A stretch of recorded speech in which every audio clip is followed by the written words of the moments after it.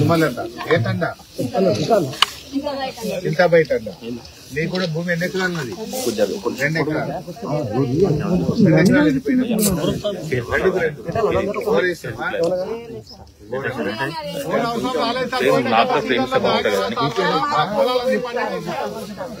ఆగరాదు పోయి దండం పెట్టా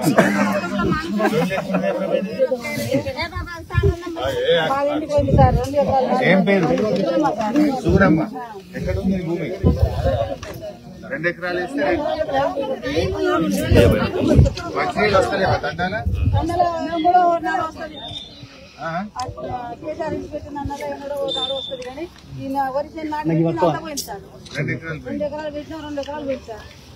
మీ పేరు జ్యోతి ఈ భూమి ఎక్కడ ఎన్ని ఎకరాలు నాటేసినావు 8 ఎకరాలు ఎంత ఉన్నది 4 ఉంది 4 ఎండిపోయింది రైతు బంధు పడ్డదా జ్యోతి పల్లె కేసీఆర్ సార్ ఉండగా పడుతుంది కదా రైతు బంధు టైం మీద మరి ఇప్పుడు కాంగ్రెస్ వాళ్ళు వచ్చినాయి పట్టలేవు రైతు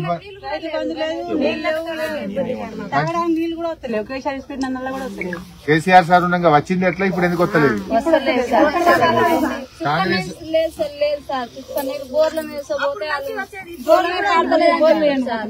కేసీఆర్ ఉండగా మంచినీళ్ళు వచ్చినాయి కాలువ నీళ్ళు వచ్చింది రైతు బంధు వచ్చింది కాంగ్రెస్ వాళ్ళు వచ్చినాక మంచినీళ్ళు వస్తలేవు రైతు బంధు పడతలేదు కాలువ బంద్ అయింది బోర్లు పంటలు ఎండిపోయినాయి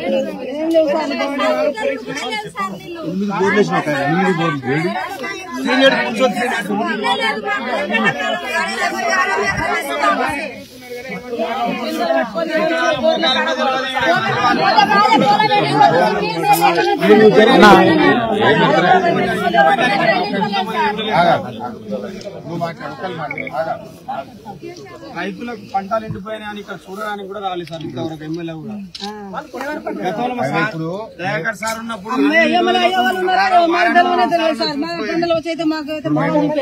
బీఆర్ఎస్ పార్టీ తరఫున ఎందుకు వచ్చినామంటే పోయినసారి వడగళ్ళ వాన బట్టి ఎండాకాలంలో కేసీఆర్ సార్ వచ్చి చూసి ఎకరానికి 10,000 ఇచ్చిపోయింది. ఇప్పుడు ఏమంటున్నామంటే ఈ ఎండిపోయిన పంటలకు కాంగ్రెస్ ప్రభుత్వం ముందుకు రావాలి, ఎకరానికి 10,000 ఇచ్చి మిమ్మల్ని కాపాడుకోవాలి. ఇంకా రైతు బంధు పడలేదు కదా, అవి కూడా జల్దీ పైసలు వేయాలి. ఈ నష్టపోయిన వాళ్ళకు ఎండిపోయిన ఇప్పుడు ప్రభుత్వం చేయబట్టే అసమర్థతతోటే ఎండిపోయారు. ఏదో రాళ్లు రప్పలు పడ్డప్పుడు సార్ ఇచ్చింది 10,000. ఈ ప్రభుత్వం వాళ్ళ నిర్లక్ష్యం వల్ల చేసి ఎకరాల 50,000 పెట్టుబడి పెట్టిండు, బోర్లు వేసుకుని ఒక్కొక్క లక్షలు పెట్టిండు. 10,000 ఇస్తే ఏం తప్పిపోతే ఇది ప్రభుత్వ నష్టమేనా? రాళ్ల వర్షం ఏ వర్షం అంటే అది వేరు. ఇది ప్రభుత్వం చేయబట్టే వాళ్ళ నిర్లక్ష్యం చేయబట్టే నష్టం జరిగేది. రాళ్ల వర్షం పడ్డక్కడ 10,000 ఇవ్వండి. ఇదో వాళ్ళ అసమర్థత. ఇది ప్రభుత్వం యొక్క ఫెయిల్యూర్. ఎన్ని బోర్లు వేసుకుంటారు ఊరి మీద ఇప్పటికీ? నువ్వు 3 వేసినావు, జ్యోతి 3 వేసింది,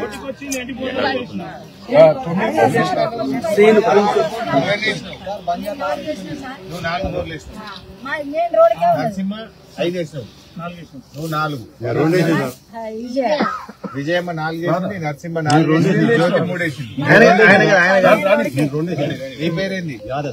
యాదా 2 బోర్లు వేసింది.